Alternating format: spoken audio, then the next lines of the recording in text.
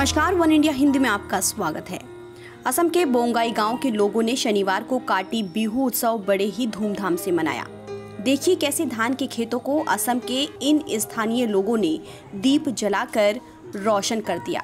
क्या पुरुष और क्या महिलाएं, सभी ने नए वस्त्र धारण कर इस पर्व को हर्षोल्लास के साथ मनाया। बता दें कि बिहू असम का मुख्य त्योहार है।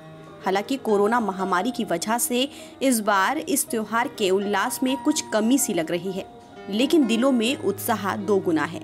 वहीं असम के मुख्यमंत्री सर्बानंद सोनोवाल ने शनिवार शाम को दरांग जिले के मंगलदई में काटी बिहू उत्सव के समारोह में हिस्सा लिया। इस महोत्सव का आयोजन पहली बार असम सरकार और दरंग जिला प्रशासन की ओर से किया गया था। इस मौके पर बोलते हुए उन्होंने किसान समुदाय समेत राज्य के सभी लोगों को काटी बिहू की शुभकामनाएं दी। इसके साथ ही राज्य और केंद्र दोनों में वर्तमान भाजपा नीति सरकार की भूमिका पर प्रकाश डाला। बता दें कि असम में एक साल में 3 बिहू मनाया जाता है। बोहांग, जो कि अप्रैल के मध्य में मनाया जाता है, ये उत्सव कृषि सीजन की शुरुआत को भी दर्शाता है। माघ जनवरी के मध्य में मनाया जाता है और काटी जो अक्टूबर के मध्य महीने में मनाया जाता है। बिहू प्राचीन काल से ही असम में मनाया जा रहा है। असम में मनाए जाने वाले तीनों बिहू का कृषि और प्रकृति के साथ इतना गहरा नाता है कि जानने पर वहाँ के लोगों की तारीफ करने का मन करता है।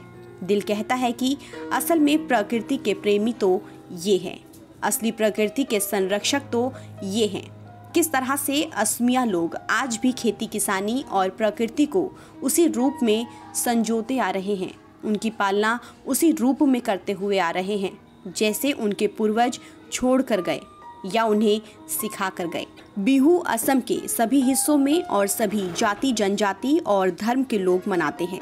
कहा जाता है कि बिहू एक धर्मनिरपेक्ष त्योहार है जो अलग अलग जाति और धर्म के बीच मानवता, शांति और भाईचारा लाता है। चलिए अब आपको बताते हैं कि काटी बिहू आखिर होता क्या है। दरअसल धान असम की प्रधान फसल है, इसलिए धान लगाने के बाद जब धान की फसल में अन्न लगना शुरू होता है, उस समय नए तरह के कीड़े धान की फसल को खराब कर देते हैं। धान को इससे बचाने के लिए कार्तिक महीने की संक्रांति के दिन में शुरू होता है काटी बिहू।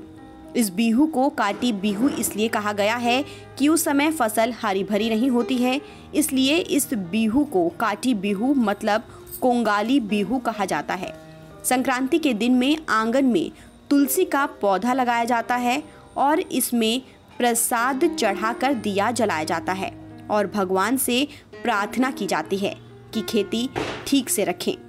ये तो हम सभी जानते हैं कि भारत के ज़्यादातर पर्व अध्यात्म और प्रकृति के बहुत करीब से जुड़े होते हैं। असम का बिहू भी कुछ ऐसे ही पर्वों में से एक है। बिहू वास्तव में फसलों और किसानों से संबंधित पर्व है। अगर ये कहा जाए तो गलत नहीं होगा कि बाकी भारतीय पर्वों की तुलना में बिहू पर्व प्रकृति से कुछ ज़्यादा ही गहरा संबंध रखता है।